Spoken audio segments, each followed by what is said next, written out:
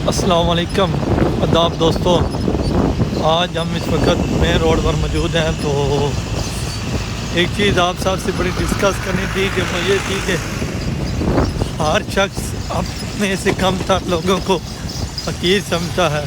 اسی طرح کوئی بڑی گاڑی والا ہے وہ موٹر سائیکل اور چھوٹی گاڑیوں سے لوگوں کو حقیر ہی سمجھتے ہیں، حالانکہ راستہ دینا بھی گوارا نہیں کرتے۔ آئے روز کئی حادثات ہوتے ہیں، حالانکہ یہ سڑک ایک سرکاری رستہ ہے، ہر ایک کا گزرنا اور ہر ایک کا حق ہے، ہر شہری کا، کہ وہ اس پر آسانی سے سفر کر سکتا ہے۔ لیکن پتہ نہیں ہمارے لوگوں کے ذہنوں میں کیا چیز ہے کہ ہر ایک اپنے آپ کو افضل سمجھتا ہے اور دوسرے کو کمتر سمجھتا ہے۔ کوئی کسی کو رستہ دینے کے لیے تیار نہیں، کوئی کسی کو آرام سے گزرنے کے لیے تیار نہیں۔ اور دوسری سائڈ پر یہ آپ دیکھ لیں ساتھ جو یہ جنگلات ہیں، کئی آئے روز کئی لوگوں کی آنکھوں ان کی وجہ سے ضائع ہوئی اور کئی لوگوں کے ایکسیڈنٹ بھی ان کی وجہ سے ہوئے۔ یہ تمام چیزیں آپ سے جو شیئر کر رہا ہوں اس وقت، یہ سامنے اس وقت میرے مناظر ہوئے ہیں، اور موٹر سائیکل والا بڑی مشکل سے بچا ہے، ساتھ سے گزرتے ہوئے ٹرالی کئی جگہ پر آپس میں ٹکرا گئی۔ اور اسی طرح یہ جو ظاہری بات ہے، ان بڑے گنے کے ٹرالے اور اس وقت کنوں کا سیزن اور دوسری تمام ہیوی ٹریفک میں بھی یہاں سے گزرنا ہے، تو لیکن کم از کم یہ اپنے سے جو کم تر مطلب جو چھوٹی گاڑیاں ہیں جو ان کو بھی راستہ دے اور ان کا بھی خیال رکھیں۔ اور اسی طرح آج کے معاشرے کی بات کی جائے تو ہر انسان بھی یہی سمجھتا ہے کہ میں بس آگے نکل جاؤں، بس میں پہلے پہنچ جاؤں، دوسرے جائیں جہنم میں، میرا اس سے کیا لینا دینا۔ حالانکہ انسان کی زندگی ایک پہیے کی شکل ہے، جیسے آپ کے سامنے ٹرالی کا پہیہ گھومتا ہوا نظر آپ کو آ رہا ہے، اسی طرح انسان کی زندگی ہے، کبھی اوپر کبھی نیچے، اسی طرح گول گھومتے ہوئے دنیا کا چکر لگا کر بندہ آخر گراہی بن جاتا ہے، آخری منزل کا مسافر بن جاتا ہے۔ انسان جتنا بھی اونچا اڑ لے، آخر اس کو زمین پر آنا اور اسی زمین نے اپنے اندر جذب کر لینا۔ تو انسان پتہ نہیں کیوں بھول جاتا ہے اس دنیا میں آ کر کتنا اکڑ کرنا اور غصہ کرنا اور اپنے جذبات کو قابو میں نہ رکھنا اور اپنے سے عام لوگوں اور کمتر لوگوں کو حقیر سمجھنا۔ یہ انسان کی بڑی غلط فہمیاں ہیں۔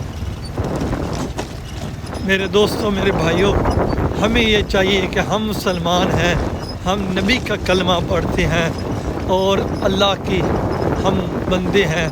تو اللہ تو خود فرماتا ہے کہ مجھے غرور پسند نہیں، اگر تم میرا شکر ادا کرو تو میں تمہیں اور زیادہ دوں گا۔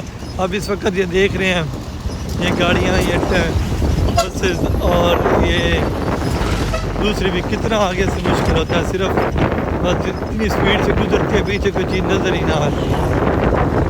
اور آپ اس کے علاوہ اللہ تعالیٰ خود قرآن مجید میں فرماتا ہے کہ اے لوگوں، یا ایھا الذین آمنوا استعینوا بالصبر والصلاۃ ان اللہ مع الصابرین، کہ اے ایمان والو صبر کرو اور نماز سے میری مجھ سے مدد مانگو، اور بے شک اللہ صبر کرنے والوں کے ساتھ ہے۔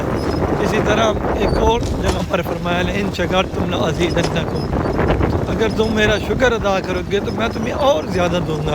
کتنی اچھی بات ہے کہ ہم اللہ تعالیٰ کا شکر ادا کریں گے تو اللہ تعالیٰ ہمیں اور عزتوں سے نوازے گا۔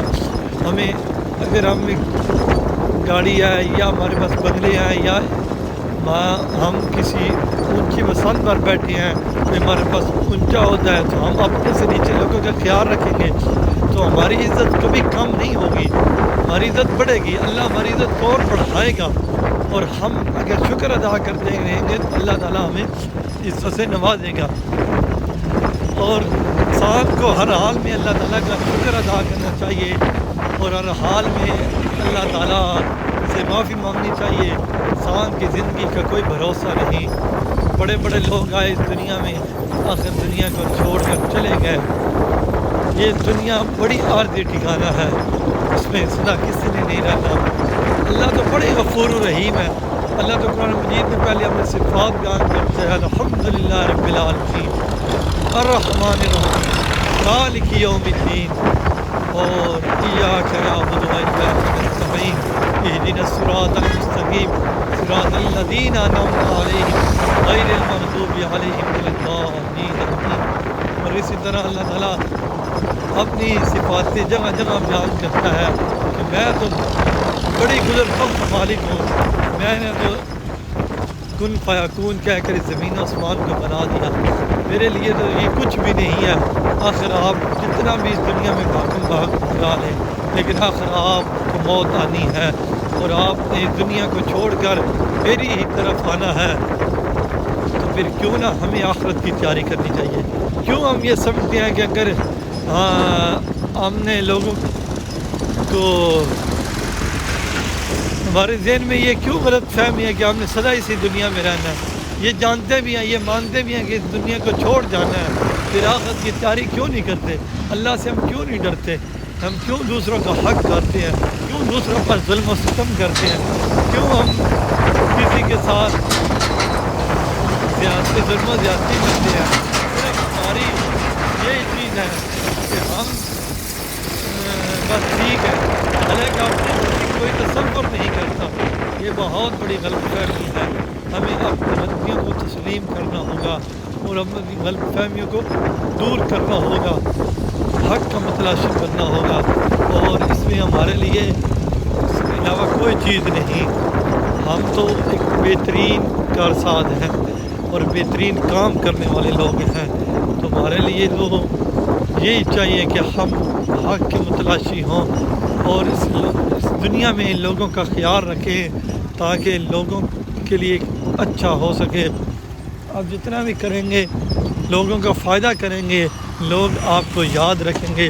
تاریخ انہی لوگوں کو یاد رکھتی ہے جو تاریخ میں اچھا کام کرتے ہیں. تاریخ ان لوگوں کو کبھی یاد نہیں رکھتی جو بھول جاتے ہیں کہ اس معاشرے میں کوئی اور بھی ہے, کوئی غریب بھی ہے یا کوئی اور شخص. بس یہی تمنا انسان کو کھائی جا رہی. میں زیادہ سے زیادہ مال بناؤں, بڑے کوٹھیاں بنگلے ہوں, لیکن ان میں کچھ بھی نہیں. بس آخرت کی تیاری کریں. اصل تو آخرت کا ہی کام ہے. تو انسان کو چاہیے کہ اپنی آخرت کو سنوارے, حق پر چلے اور کسی کا حق نہ کھائے. انسان اس دنیا میں بڑی مشکلات اس کے سامنے آئیں گی لیکن صبر کے ساتھ عظمت کے ساتھ ان کا مقابلہ کرے اور ان پر اللہ پر یقین رکھتے ہوئے ان سب پر ان کو صبر سے برداشت کرے. اسی کے ساتھ اجازت چاہوں گا. اللہ حافظ.